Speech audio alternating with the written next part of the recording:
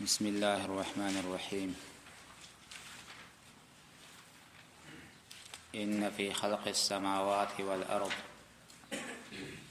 واختلاف الليل والنهار لآيات لأولي الألباب.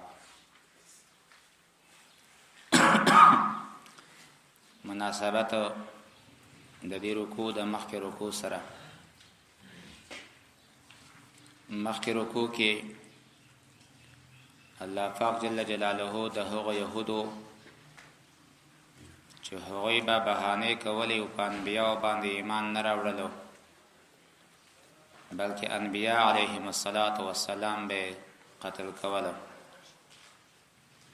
او حال دا چې د انبیاء وجل د دوی په قانون د دوی په آئین کې هم غیر حق او جرم وو.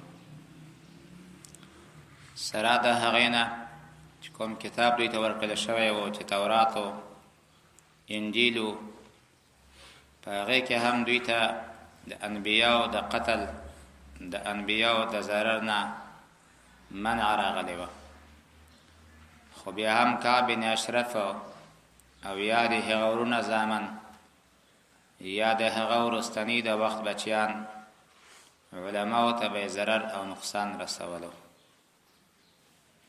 الله په اخر د رکوع کې وفرمایل چې دا ټول د الله تعالی لپاره دي. الله پارشي باندې قادر ذات ته د ظالم لپاره الله یو ټیم ټاکلی ده چې لدینه خطا کېدی نشي. نو په دې رکوع کې الله پاک د توحید دلائل بیانوي او الله پاک ترغیب الى الاخره تزهید عن الدنیا د دنیا نه بیرغبتی او د آخرت طرف ته رغبت او ځان تیارول. یا صحابي راغی یا رسول الله صلی الله علیه وسلم ما تداسې عمل وخیا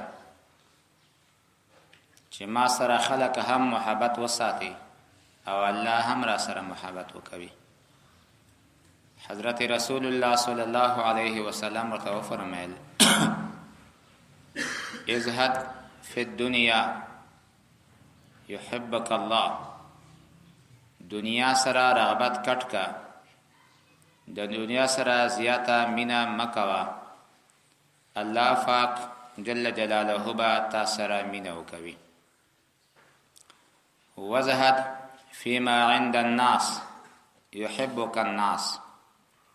بے پرواشه د هغه مال او دنیا دولت نه چې د خلکو سره ده چاته تمه مکوا يحبك الناس بیا به خلک هم تا سره مینا تا سره محبت او تا سره تعلق ذاتي.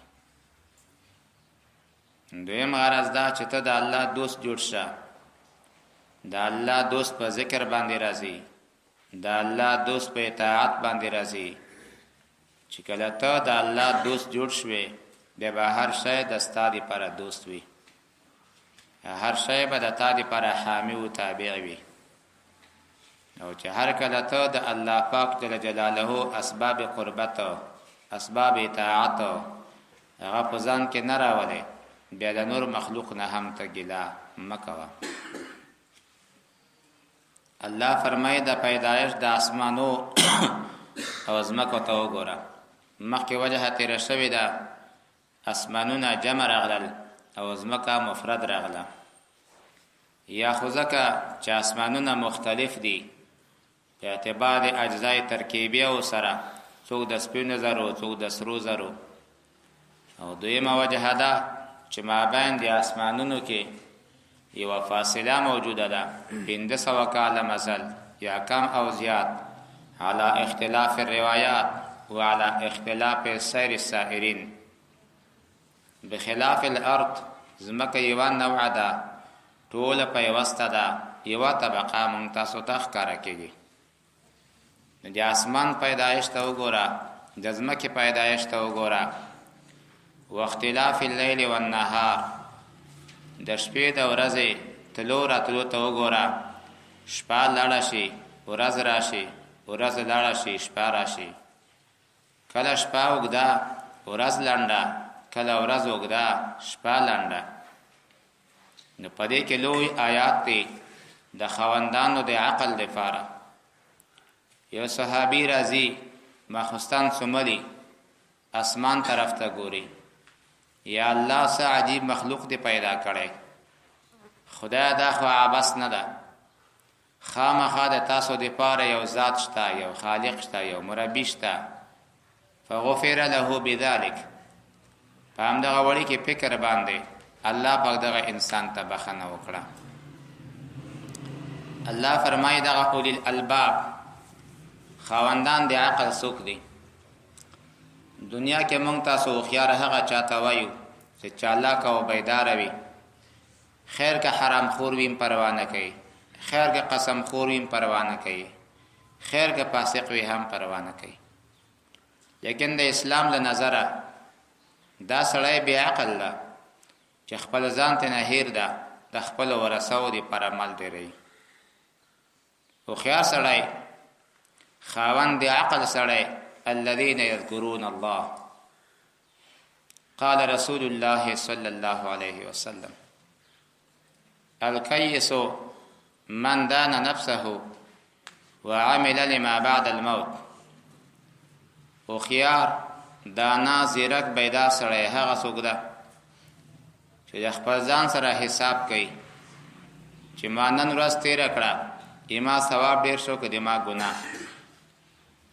وعمل لما بعد الموت، د مرګ نه ورستنی حالت پر ځان تیاری چې سبا ته زمړ کېږم، ناڅاپي د مرګي आवाज را باندې راځي، زبا قبر ته ځم، ما له ځان سره قبر ته کومه تحفه تیار کړې ده.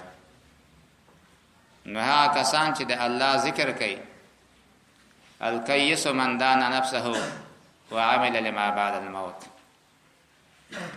د الله پاک ذکر ما مخکې تاسو ته اول قاضی ثنا الله پانفتی رحمه الله فرمایي چې ذکر عبارت د هر قول او هر فعل او هر هغه عمل قلبي چې نیت ته چې دی الله د رضا لپاره وي، فهو ذکر، دا داخل ده په ذکر کې. نه خواندان دی عقل هغه کسان دي چې دی یادوي الله تعالی جل جلاله لرا فوالاړي او په ناسته او په اړخونو. غرض د دین ادا ده چې هر وخت د الله ذکر کوي. حضرت علی رضی الله تعالی عنہ فرمایي کان رسول الله صلی الله علیه وسلم یذکر الله فی کل احیانه. رسول الله صلی الله علیه وسلم با په هر وخت کې د الله پاک ذکر کولو. نو بعض اوقاتو کې سړی جنوب وي، د جنابت په حالت کې هم د الله ذکر، تسبیحات، سبحان الله، الحمدلله وغیره اذکار دا جائز دي.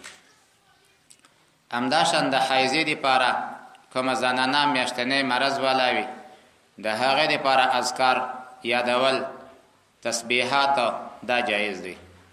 نفاسې لپاره دا جائز دي. البته د قران کریم بعضی هغه آیتونه چې په شکل د دعا باندې دي، دعاګانې دي، په نیت د دعا باندې چلولي، دا هم ورته جایز ده. البته په نیت د تلاوت باندې د قران کریم تلاوت مطلقاً د جنوب لپاره ممنوع ده، او د حیض او نفاس لپاره یو څه مجال شته چې کلمتان اوایي او پورا آیت نه وایي، لاس به هم نه وروړي او کلمتان قران کریم ویلی شي. نو مراد د دې آیت نه دا چې په هر وخت کې د الله پاک ذکر کوي. رسول الله صلی الله علیه وسلم فرمایي بهترین سړی هغه ده چې ژبه د الله په ذکر باندې لنداوي، هر وخت د الله ذکر کوي. دغه انسان د الله ولی ده، دغه د الله پاک دوست ده. رسول الله صلی الله علیه وسلم فرمایي چې د چا ژبه اول په ذکر باندې خلاص شوه او بیا یې ژبه زما په ذکر باندې په وخت د ذلکلام کې بند شوه، دا سړی جنتی ده. او یا مراد د دې آیت نه هيئت الصلات ته الله پاک انسان مکلف کوي حسب الوسع والطاقه لا يكلف الله نفسا الا وسعها. یو سړی لمونځ کوي په ولاړې باندې کولی شي، په ولاړې بل لمونځ کوي، دی ولاړې نه عاجز شو په ناستې باندې کینی او سجده په ځمکه باندې لګوي، لدې نه عاجز شو په ناستې دی کوي، اشاره دی کوي. وجعل الركوع سجود اخفض من الركوع، سجده بلګه ټیټه لګوي دا رکوع، لدې نه هم عاجز شو په اړخ دې سملی، مخ په قبله باندې اشاره دی کوي، په سر باندې عاجز شو، ستونی ستاغ په شا باندې سملی، خپل قبله طرف ته وغځي، لګي د خپل ادبان راټولي کی، سر ته یو جګ بالښت یا بستر کې دی، په دې طریقې د منځو کوي. الله پاک دین د اسانۍ لپاره را لګره چې کوم قسم منځ کولای شي منځ کوا، خو داسې نه چې د پانی لپاره د شپې جګېدو لپاره ګرځېدو لپاره دنیا کاروبار لپاره خپې نه خوږي، په چې مانځه وخت راشي ولا خپې می خوږي، بیا په ناستې لمونځ کوي. فرضي مونځ په ناستې باندې د هغه چا لپاره چې په ولاړې قدرت لري لمونځ صحیح نه ده، مونځ باطل شي. د هغه کس مون فاسد شو، مونځ بې فایدې شو. او دا داسې خلق دی د الله دوستان او خیاران خلق فکر او سوچ کوي چې یا الله تا د اسمانونو پیدا کړی دي، تا ځمکه پیدا کړې ده، دغه څه حکمت ده؟ لمر ته وګوره، سپوږمۍ ته وګوره، ستورو ته وګوره، د لمر په ذریعه باندې الله د دنیا میوه پخوي، د سپوږمۍ په ذریعه باندې هغه ته رنگونه ورکوي، خیستا خیستا رنگونه مختلفو، د ستورو په وجه باندې الله په دې کې دننه قسمه مختلف خوندونه پیدا کوي. ذکر رسول الله فرمایي ویل لمن قرأها ولم يتفکر فيها، هلاکت د هغه چا لپاره ده چې د آیتونه وایي او په دې کې سوچ او فکر نه کوي. فکر ترتیب د امور معلومه وتوای لتحصیل المجهول، کې یو انسان د الله په دې ممکناتو کې سوچ وکوي، په خپل معرفت د رب العالمین ورته حاصلېږي، یعنی برهان انی به وګرځي، استدلال من جانب المعلول على العله. او بعد فرمایي چې فکر دا راخستل شوی ده د کفر نه یا د رفق نه. رفق تویدل توای، بحث توای، تفتیش توای. همدارنګه فکرمن سړی هم په یو مسئله کې فکر کوي، سوچ کوي، غور کوي، بحث کوي. نو دې سوچ کوي په پیدایش د اسمانونو کې، د ځمکې کې، نو بیا وایي چې ربنا ما خلقت هذا باطلا. انسان سوچ کوي چې الله دا و اسمانونه، دا و ځمکې، دا شمسی نظام، دا قمری نظام، دا دستورو نظام، دا اوبو نظام، دا هوا نظام، حیوانات، جمادات، مائعات، نباتات، دا ټول د انسان لپاره پیدا شوی دي. نو که انسان د الله د حکم تابع شو، هر شی به د انسان لپاره تابع وي، او که انسان د الله د حکم نه خلاف چلیدلو، به د هر شی د انسان لپاره ضرر وي. ربنا ما خلقت هذا باطلا، خدای ته دغه شیان باطل نه دی پیدا کړی. رسول الله فرمایي صلی الله علیه وسلم یو ساعت د الله پاک په مخلوقاتو کې، د الله په انعاماتو کې سوچ کول، دا د شپېته کلو د عبادت نه غوره ده. ولی شپېته کاله عبادت کوي، خو تا پوره یقین بغیر د فکر نه حاصلېږي نه، او په یو ساعت فکر باندې چې دا مخلوقات کائنات الله څنګه پیدا کړی دي، د تا یقین زړه ته کوزيږي، پوره ایمان دې مضبوط شي، نو ځکه یو ساعت فکر دا د شپېتو کلو د عبادت نه هم د الله په نسبت باندې غوره ده. ای الله تا دغه شیان عبس نه دی پیدا کړي، خدای تعالی رفاقی ده د عباسیاتو نه، د ولد نه، د والد نه، د شریک نه. خدای مونږ د عذاب د جهنم نه وساته. ای الله هغه څوک چې جهنم ته داخلوي د ابد لپاره د همیش لپاره تا دا کس شرموله. ابدی په دوزخ کې یوازې کفار دي، منافقین دي چې دوی به همیشه په جهنم کې وي. عقیده زمونږ دا د مسلمان په ګناه باندې ګناهګار ده. مسلمان به جهنم ته ځي، څو وخت بعد د ګناهو د لرې کېدو نه بعد به الله پاک جل جلاله بیرته جنت ته راولي. یا په شفاعت د رسول الله صلی الله علیه وسلم، یا په شفاعت د انبیاء، په شفاعت د شهداء، په شفاعت د قراء، په شفاعت د علماء باندې با الله په دغه انسانان بیرته جنت ته راولي. د ظالمینو لپاره انصار نشته. یعنی کوم یو سړی چې په دنیا کې ظلم کوي، ان له لقاتلا لا يموت، د دې لپاره یو قاتل شته چې دغه انسان لپاره په آخري د حالت عارضيږي. ان الله لا يملي للظالم حتى اذا اخذه لم يفلته. الله پاک ظالم ته څو ورځې مهلت ورکوي، خو چې هر کله ونیسي نو د الله داسې نیول دي چې به اخلاصون نه وي.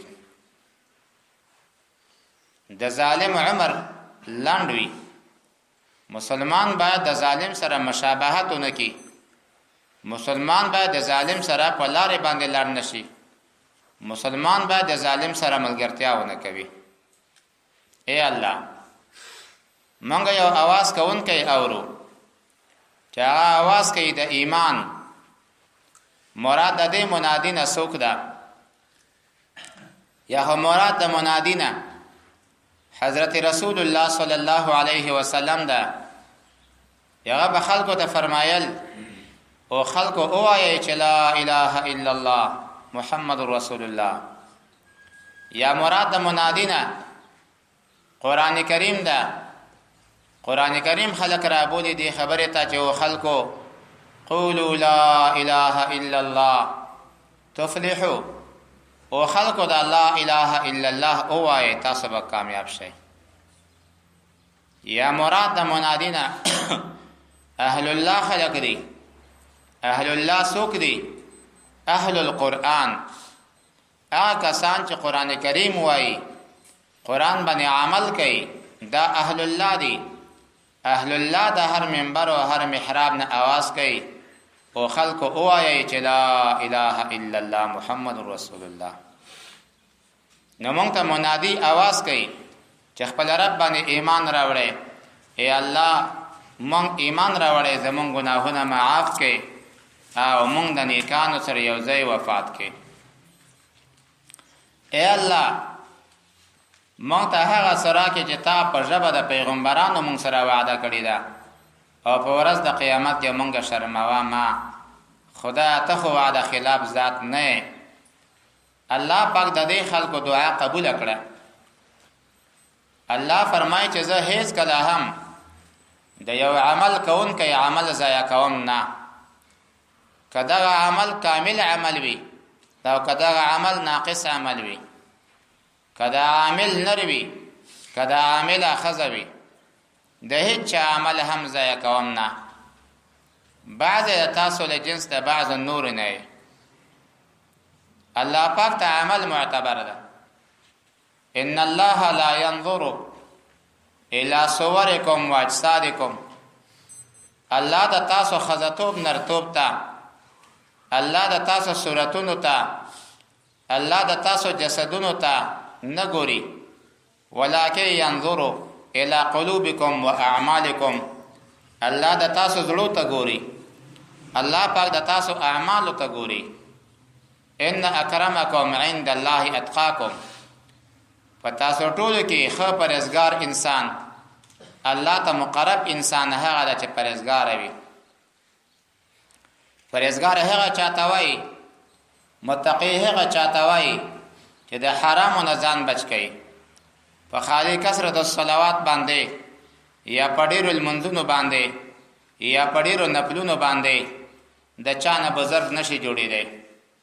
مهمه دا چې د الله مخلوق ته به ضرر نه رسوي او له حرامو نه به پرهیز کوي. د یوې زنانه متعلقه د رسول الله صلی الله علیه وسلم نه پوښتنه وشوه چې دا زنانه ټوله شپه عبادت کوي او ټوله ورځ روژه وي، دا زنانه به جنت ته ځي او بیا به کوم جنت ته ځي؟ رسول الله صلی الله علیه وسلم فرمایي چې د دې زنانه خوی اخلاق څنګه دي؟ یا رسول الله صلی الله علیه وسلم اخلاق ډېر خراب دي، خلک ته نتنګ دي، خپلې بزرګۍ ته غلطه ده. رسول الله فرمایي هي فی النار، دا ښځه په جهنم کې ده. اگر چې منځونه زیات کوي، اگر چې نفلونه زیات کوي.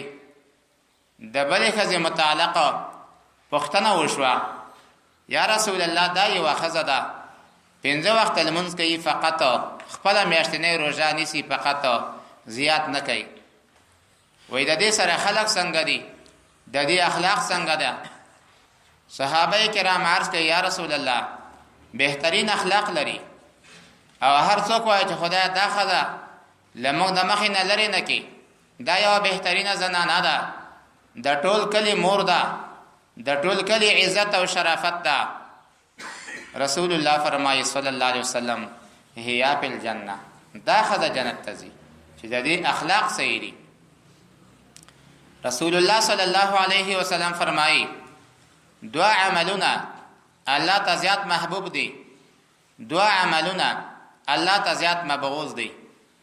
صحابه کرام عرض کوي یا رسول الله صلی الله علیه وسلم کوم عملونه الله ته زیات محبوب دي، الله ته خوند ورکوي؟ رسول الله صلی الله علیه وسلم فرمایل الایمان بالله والنفع للمسلمین، یو ایمان راوړل په الله، تر ټولو کلماتو نه بهترینه کلمه ده لا اله الا الله، او بل مسلمان د فائدہ رسول. دا دواړه عملونه الله ته زیات محبوب دي. او هغه دوا عملونه چې الله په نسبت باندې مبغوض دي، دا الله ډیر بد یسیږي، بد عملونه دي. دا کوم دي یا رسول الله صلی الله علیه وسلم؟ فرمایي یو کفر کول، الله دې مونږ تاسو وساتي، او دویم شی مسلمان ته ضرر رسول. رسول الله صلی الله علیه وسلم فرمایي والله که مسلمان وي، والله که مسلمان وي، والله که مسلمانی، والله لا یؤمن. څوک یا رسول الله صلی الله علیه وسلم؟ وای هغه څوک چې مسلمان او گاونډی د دل ضرر په امن کې نه وي، دا سړی مسلمان کامل نه ده، د پوره ایمان والا نه ده. نه الله فرمایي چې زه تاسو عمل ضایع کوم نه. او کوم کسانو چې هجرت کړي او د خپل کورونه وستلی شوی دي او زما په طاعت کې دوی ته ضرر رسولای کېږي، وقاتلو دوی جنگ کړي وقتلوا او زما په لار کې وزلی شوی هم دي، د دې ګناهونه بلری کم. مراد د آیت نه جهاد او هجرت ته، یعنی کوم یو کس چې د الله د رضا لپاره د خپل دین د حمایت او د حفاظت لپاره جهاد کوي، نو دا هغه مرتبه ده چې رسول الله صلی الله علیه وسلم فرمایي دغه مرتبه په نور عبادتو باندې حاصلېدای نشي.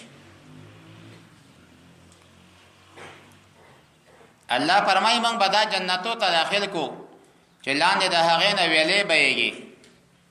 الله پاک جل جلاله په نسبت د نیکانو دپاره ښایسته ښایسته ثوابونه او ځایونه دي. صحابه کرامو عرض وکړه یا رسول الله صلی الله علیه وسلم روم ته وګوره، فارس ته وګوره، د هغې د بادشاهانو دبدبې ته، د هغوی مال دنیا دولت ته وګوره، او دلته ستا غریبۍ ته وګوره. د الله پاک جل جلاله نه سوال وکا چې الله پاک د تا روزي هم پیراخه کی، الله تا ته هم داسې دنیا دولت درکې لکه فارس او روم ته چې الله ورکړی. حضرت رسول الله صلی الله علیه وسلم تکیا کړی و کې ناستو، اے عمره آیا پدې باندې خوښ نه چې زمونږ د پاره د آخرت وي د دوی د پاره د دنیا وي؟ دنیا خو د مسلمان د پاره بندیخانه ده، بندیخانه د خوشحالۍ ځای نه ده، زمونږ د پاره آخرت خو لا پاتې ده. خو د کفارو د پاره دنیا ژوند دا جنت ده، نه چې پدې کوم څه د دوی خوښه وي هغه به کوي. پیغمبر د خلکو مال ته مګوره. رسول الله صلی الله علیه وسلم فرمایي الدنيا ملعونه ملعون ما فيها الا ذكر الله تعالى وما والاه او عالما ومتعلما. رسول الله صلی الله علیه وسلم فرمایي دنیا ملعونه ده او چې څومره شیان په دنیا کې دي په دې لعنت شوی، مگر هم د الله په ذکر په دې لعنت نه ده شوی. وما والاه کوم شی چې د ذکر سره نږدې شیان دي اسباب د هغې دي، او په عالم او متعلم باندې په طالب العلم باندې په هغې باندې لعنت نه ده شوی. عائشہ رضی الله تعالی عنها فرمایي قالت قال رسول الله صلی الله علیه وسلم الدنيا دار من لا دار له. دنیا د هغه چا کور ده چې د آخرت کور نه لري. ومال من لا مال له. دنیا د هغه چا مال ده چې مال د آخرت نه لري. ولها یجمع او دغه دنیا دی پاره کوشش کوي من لا عقل له. رسول الله فرمایي صلی الله علیه وسلم د دنیا په لحاظ باندې لزان نه کته کسته ګوره. مثلا ته په جب کې 10,000 روپۍ لرې بل سړی نه لري، لزان نه کته کسته ګوره چې ګوره هغه په جب کې 2,000 هم نشته، ما سره 10,000 دي، هغه موټر نشته زما موټر شته، بیا به ته د خپل نعمت شکر ادا کوي. دنیا په لحاظ بل ځان نه پورته کاسته نه ګوري، پلانکای بلډینګ لري زه نه لرم، پلانکای 1 لک لري زه نه لرم. په دې وخت کې ته به نه شکر جوړيږي. د دیندارۍ په لحاظ باندې لځان نه پورته کاسته وګوره. ته په ورځ کې خالل منځ کوي، یو بل کس تلاوت کوي، ذکر کوي، عبادت کوي، اوس هغه په نظر کې ونیسه چې هو اسمر المنځونه کې زه نه کم، اسمر ذکر کوي زه نه کم، اسمر عبادت کوي زه نه کوم. تا د خپل ځان بیکار ښکارا شي، اوس ته ترقی کولای شي چې ځان ورسې کاسته.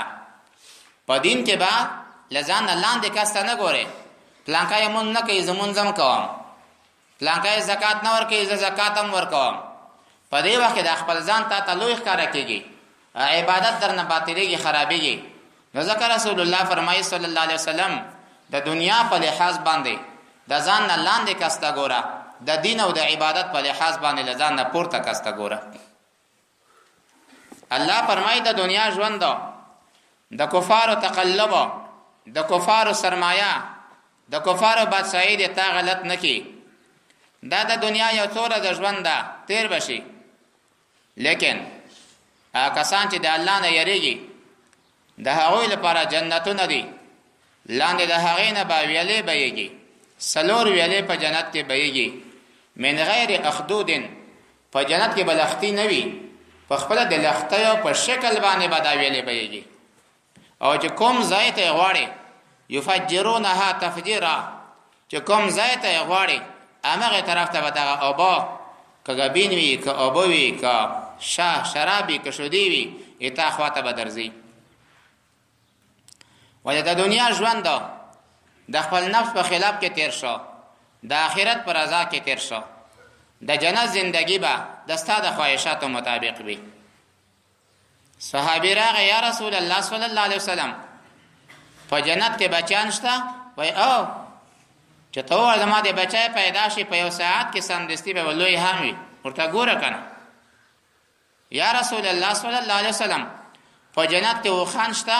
او وخان هم شته، اسان هم شته چې وزرونه بلري. آل وزیبا چې چېرته دې خوښه یې غورځوي به دې هم نه هلته به ځې.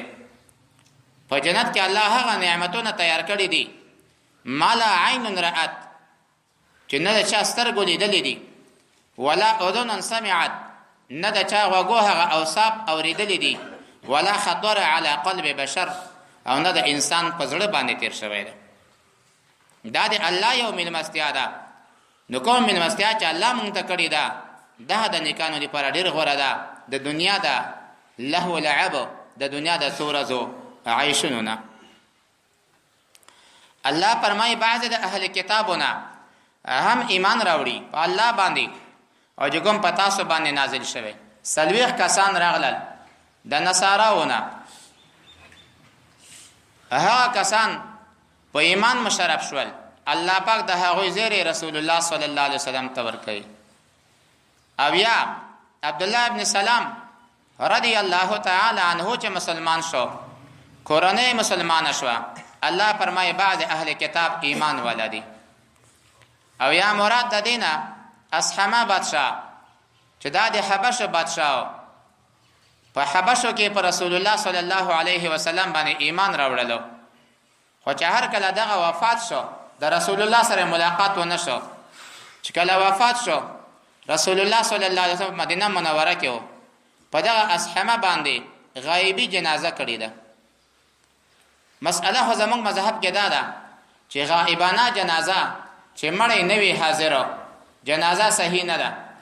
نو رسول الله صلی الله علیه وسلم دا جنازه څنګه کړې ده؟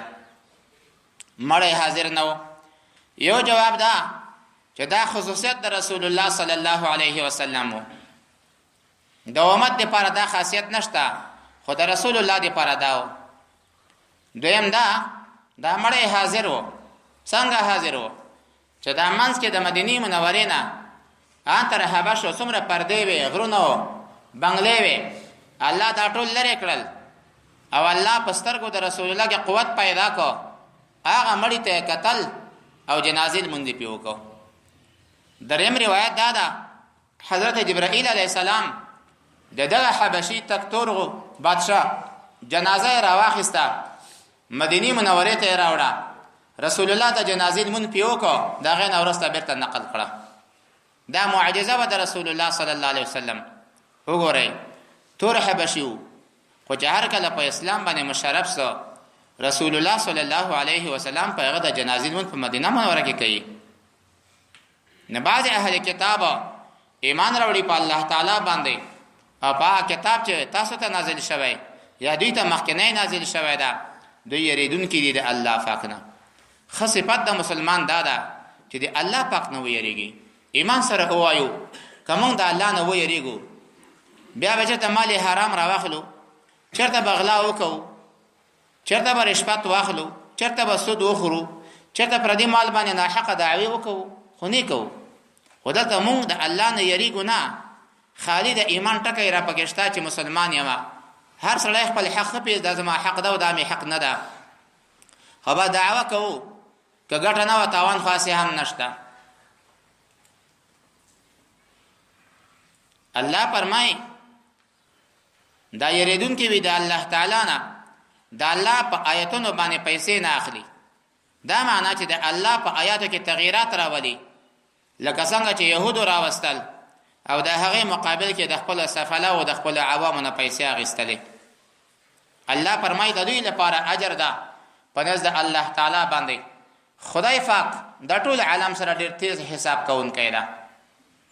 قیامت په ورځ باندې به لکه د دنیا د ورځو نیمایي ورځ له سحر نه نیولې تقریبا تر 11 اندازې پورې به الله پاک د ټول عالم سره حساب خلاص کړي. من تو را بودم تو کی را بودی؟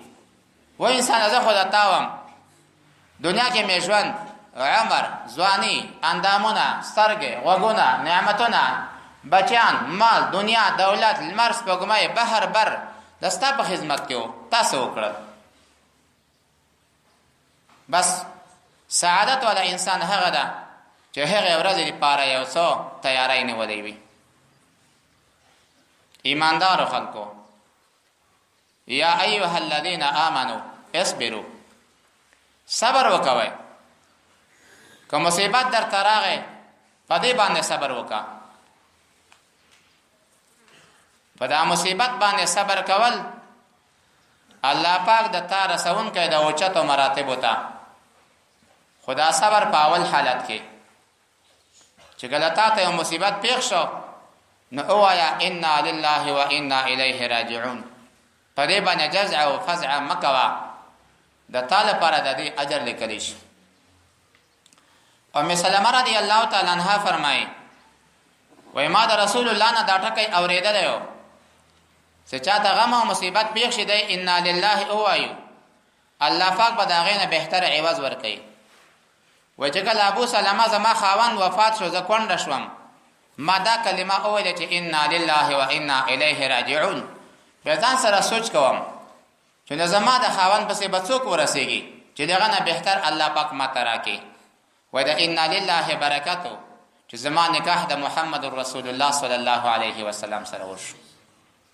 الله به بهترین عوض د انسان ته ورکړي. صبر علی الطاعت یو عبادت کوي په دا عبادت کې د خپې او پړسېدلې په تکلیف شولې په زحمت شولې. رسول الله صلی الله علیه وسلم د شپې لمونځ کولو الی ان اشتکت قدماه من ورمی د رسول الله خپې مبارکه به پړسېدلې. عائشه رضی الله تعالی عنها ورته عرض کړه یا رسول الله دومره ډېر عبادت کوي حال دا الله تعالی مخکینی ورستنی گناهونه معاف کړی دي. رسول الله صلی الله علیه وسلم فرمایي افلا اكون عبدا شکورا دا الله پاک شکرګزار بنده جوړ نشم دا الله شکر ادا نکما چې الله ما ته صحت را کړي الله ما ته عقل را کړي الله روغ خپې را کړي دي الله روغ لاسونه را کړي دي الله روغ ژبه را کړي ده الله دنیا را کړي دولت را کړي ژوند را کړي دا الله شکر ادا نکما. او یا صبر عن المعصیت وی یو ګناه څوک در باندې کوي او د هغه ګناه نه ځان بچ کړي خو په دې ګناه نه کول کې تا ته تکلیف راځي تا ته زحمت راځي نو دا زحمت مقابله کې به الله پاک ته یو مقام ته رسي.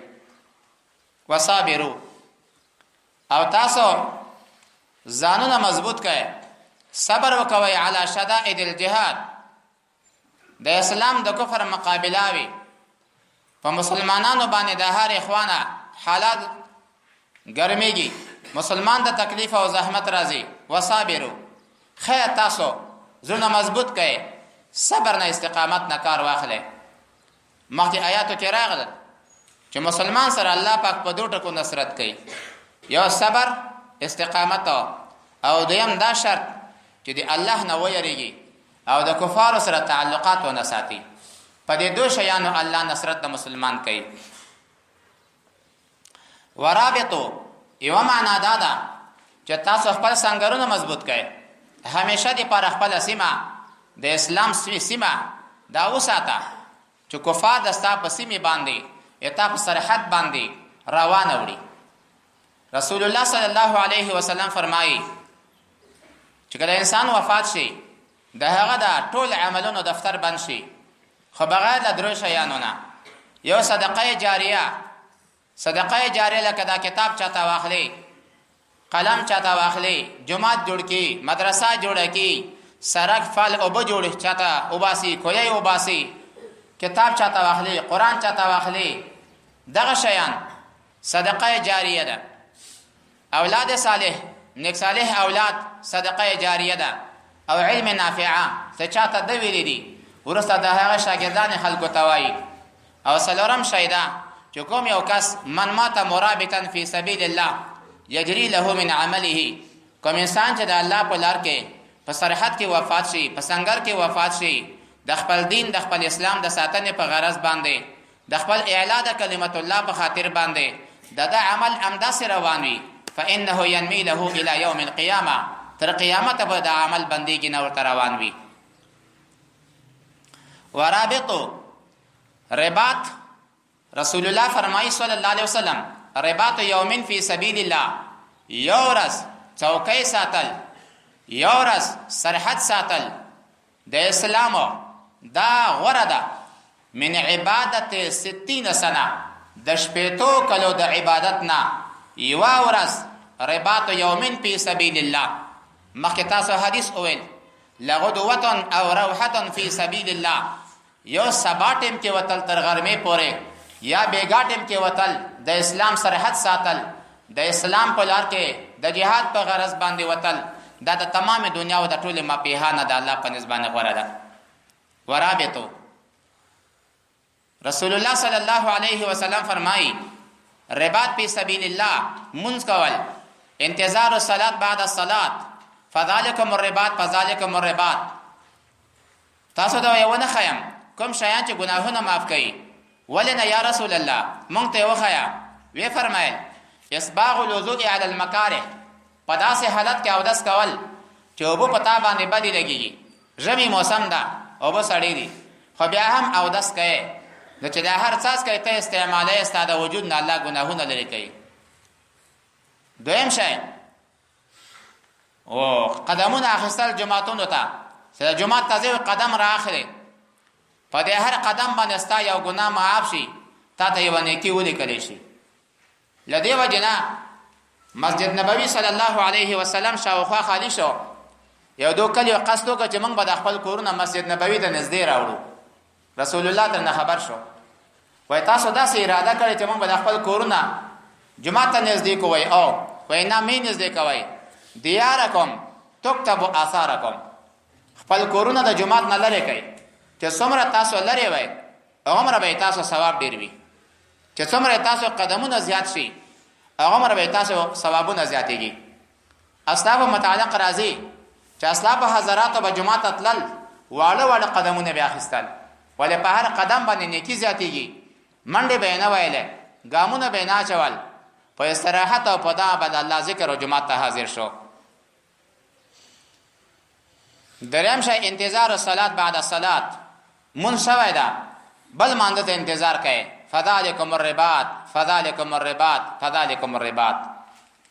الله فرمایي او مسلمانانو د الله نه ویریږئ، هغه ورځ نه ویریږئ چې مال فایده نه رسوي، بچان فایده نه رسوي، اتا جامې به درنه وباسي، تور سر لوڅ وجود تور خپې به د الله په حضور کې درېږي، بیا به الله ته څه وایي؟ الله به د تا نه پوښتنه کوي د ژوندو، د ځوانۍ، د کسب، د مال، د مصارفو، د علم. لعلکم تفلحون، د دې لپاره چې تاسو کامیاب شئ، د اسباب د کامیابی الله پاک جل جلاله ذکر کو. الله فرمایي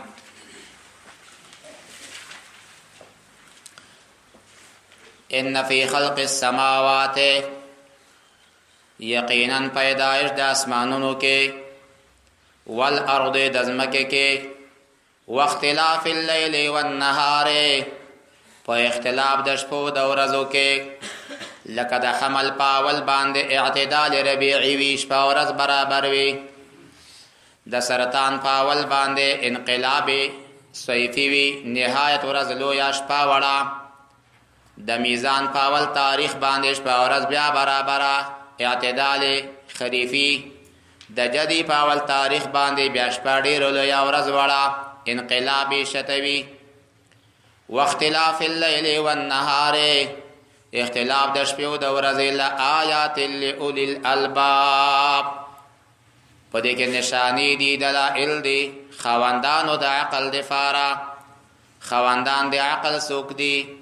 هم الذین داها خلق دی یذکرون الله چې یادوي الله تعالی لرا، قیاما فولاړي وقعودا فناسته چې طاقت د ولاړې ونه لري، وعلى جنوبهم او په خپلو اړخونو باندې د الله ذکر بغیر د لمانځنه په هر وخت په ولاړې، په ناستې، په روانتیا کې، په څملاستې د الله ذکر کولی شي.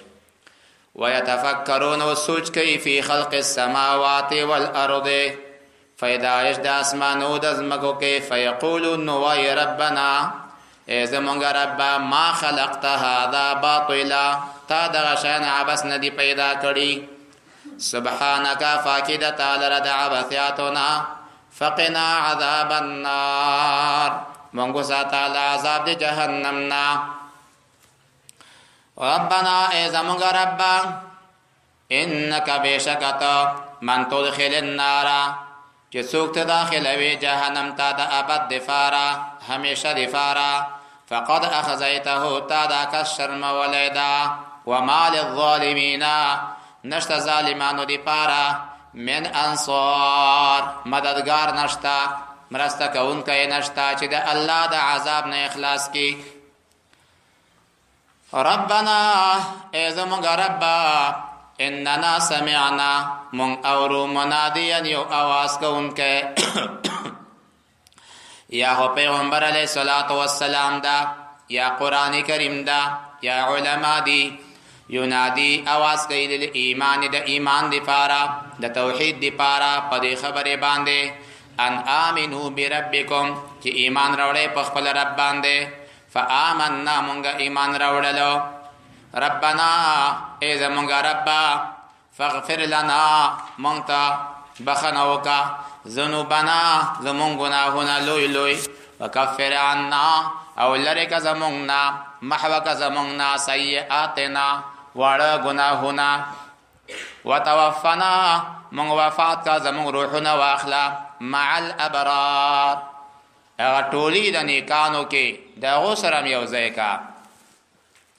ربنا ای زمونږ رب وآتنا ما وعدتنا راکې مونږ ته هغه څه چې تا وعده کړې ده علی رسولک علی السنت رسولک په ژبو د انبیاء دتا ولا تخزنا مونږ مشرموا یوم القیامت په ورځ د قیامت انک بشکت لا تخلف المیعاد خلاف نه کوي د وعدینا الله وعده خلافی نه کوي. ولی وعده خلافی یا دلیل د عجز ده یا دلیل د بخل ده. تعالی عنهما الله پاک دې دواړو نه منزه ده. فاستجاب لهم نو قبول او فرمایلو الله تعالی د دوی لپاره قبول کړه ربهم رب دوی ان په خبره باندې لا اضيع نزايكم عمل عامل منكم عمل یو عمل کوونکی له تاسو نه من ذکرن کا غنروي او انثى کا زناناوي من ذکرن کا کامل وي او انثى کا ناقص عمل وي بعضكم من بعض تاسو د جنس بعض نورونه ده.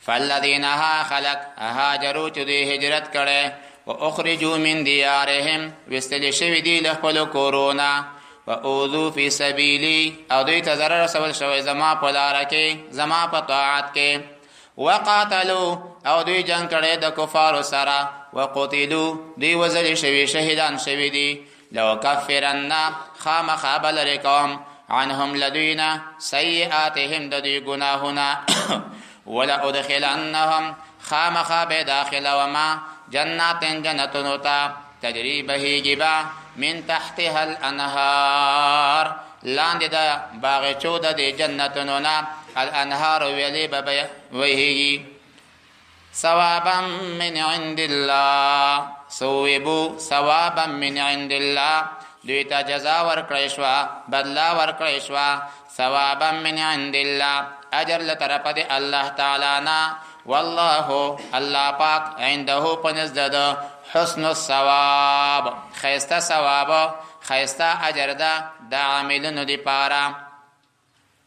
لا یغرنک تا دی دوکان کی پیغمبره تقلب الذین ګرځیدا تفاعل باب ده ګرځیدا دی هو کسانو کفرو چې دوی کافران دي فی البلاد په خارو کې. تاسو د کفارو دنیا دولت ته مګورئ د دنیا په لحاظ د ځان نه لاندې کسته وګورئ. متاع قلیل د دنیا ژوند یو ډیره کمه فایده او نفع ده. متاع ډیر کم شی ده ورلړونه تنور فاکو ثم مأواهم جهنم بیا ځای د دوی جهنم ده. وبئس المهاد ډیر بد مرجع بد ځای د اوسېدلو هي همدغه جهنم ده مخصوص بالزما. لكن الذين بشارت هغه کسان اتقوا ربهم چې خپل رب نه یریدلی دي لهم د دوی لپاره جناتون جنتون دي تجری بهیږي به من تحتها لاندې د اشجارو لاندې د ونو د دینه الانهارو ویلی به بهیږي خالدین فیها همیشه به دا جنتیان په دې جنتونو کې. ځکه که دنیا کې دې زر کاله عمر هم وای مسلمان به وای نو ځکه په جنت کې به هم همیشه وي.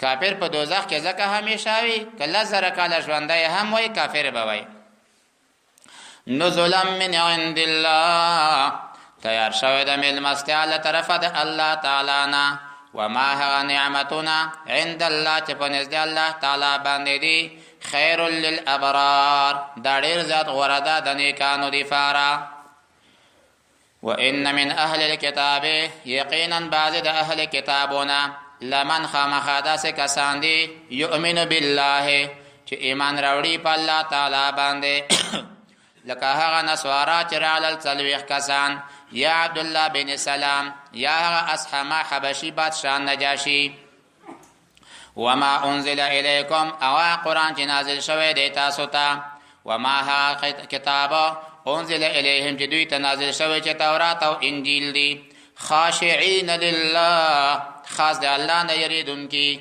لا یشترون دوی نه اخلي بآیات الله بکتمان آیات الله د الله د آیاتو پټولو باندې ثمنا قلیلا پیسې لګي د یهودو په شان ندي چې حق پټ کی دغه پټولو مقابل کې پیسې واخلي اولئک دا کسان لهم د دوی لپاره اجرهم د دوی ثواب ده عند ربهم پنځ د رب د دوی ان الله بشک الله فاق سریع الحساب تیز حساب کوونکی ده د ټول عالم سره به الله بقدر نسب یوم حساب کوي یا ایها الذین آمنوا اے مؤمنانو د الله توحید منونکو رسالت د رسول الله منونکو اصبروا صبر وکوي په جهاد باندې وصابروا ځانونه مضبوط کړئ علی شدائد الحرب په سختیو د جنگ باندې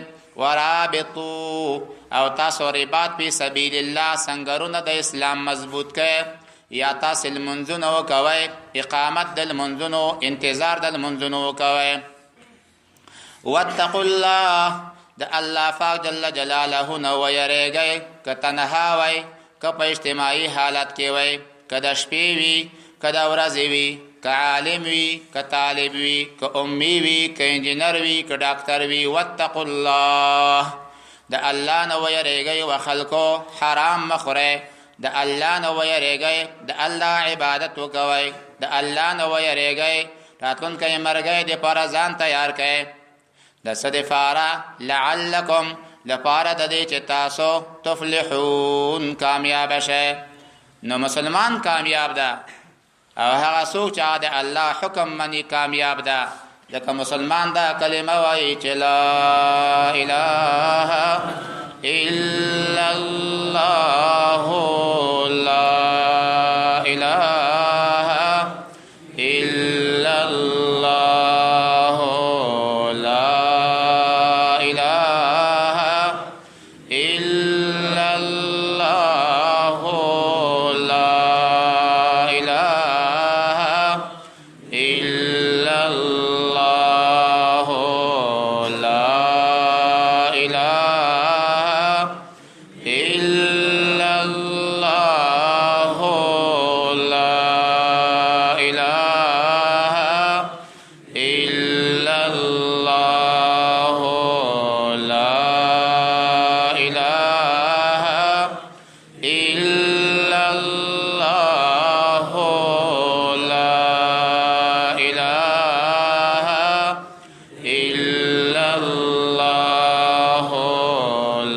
الله لا اله الا الله لا اله الا الله لا اله الا الله لا اله الا الله لا اله الا الله لا اله الا الله لا اله الا الله لا اله الا الله محمد رسول الله صلى الله عليه وسلم الحمد لله رب العالمين والصلاة والسلام على رسوله الأمين محمد وعلى آله وأصحابه أجمعين. یا الله د مسلمانانو دغه ناس ته قبول وګرځي. یا الله د ټولو ګناهونه معاف کړي. یا الله چا دعاګانې غوښتې دي، بندیان دي، مسافرین سفرونه به خطر وګرځي، بندیان د بندیخانو خلاص کړي، د شهدا و درجه اوچته کړي. الہ العالمین کورو کې خیر او اتفاق او اتحاد او برکت راوړي. یا الله په ټولو مسلمانانو باندې ورحمېږي. یا الله خاص کر په افغانستان باندې ته ورحمېږي. یا الله صلح او آرامي، قراري، اطمینان، اتحاد، اتفاق، ورولي، محبت راوړي. یا الله بغض او شیطانی، تفریقی، عداوت خدای زموږ نه لري. یا الله ټول مسلمانانو په منځ کې محبت قائم کړي. یا الله ټول هغه کسان چې د دین نه بدل شوي ته هدایت صراط مستقیم ورته نصیب کړي. یا الله زموږ څومره فاسقون دي خدای د هدایت طرف ته راوګرځي. څومره خدای فاجران دي بپرخیل دي خدای ټول طاعت طرف ته راوګرځي. الہ العالمین او د زموږ ځوانان ته په هدایت استقامت نصیب کړي. زموږ د سپینګیرو په عمرو کې برکات نازل وګرځي. زموږ دغه طلبه کرام خدای په لمن د علم باندې ډک واپس وګرځي. د مور او پلار سترګې په سړی وګرځي. څومره دا کلی د طلبه کرامو اظهار محبت کوي. سپینګری هم لګیایي، پچیو مړی باندې زنانه وی هم لګیایي، ماشومان هم لګیایي. الہ العالمین سره څه عوض نشته. په دنیا او آخرت کې خوشحالي نصیب وګرځوي. خدای دې کورو کې هر څه مشکل ته مشکل حل وګرځوي. یا الله ټول مقاصد فرا وګرځوي. د زنانه او عزت او فردي وساتل کې صدقې خپل دربار کې قبول مقبول وګرځوي. رد بلای وګرځوي. د چا بچان نیک صالح بچانو ته نصیب کړي. د چا بچان خدای نیکان وګرځوي. زموږ علما ټول عاملین مخلصین وګرځوي. له شرور او فساد زمانه نه حفاظت وکړي. زموږ بچان تم دعا وکړي چې الله نیکان وګرځوي، دیندار او تقوادار وګرځوي، او زموږ لپاره خلیفہ وګرځوي چې پاینده کې د الله دین د الله مخلوق ته ورسوي. الہ العالمین بعض ملګرو ته دعاګانې غوښتې دي، بار بار د مو ذهن نه وتلي. دا ته حاجتونه معلوم دي، ټول حاجتونه فرا وګرځوي. ټول د صحت او عافیت په نصیب وګرځوي. بعض خويندې او بعض ورونه مریضان دي، دعاګانې غوښتې دي الہ العالمین چې هر قسم مرض وي تفي عالمي د غوینې لري کې شفای کامله عاجله نافعه او نصیب وګرځوي. دا طلبه کرامو د ګرځیدا په دې ځای کې ذریعہ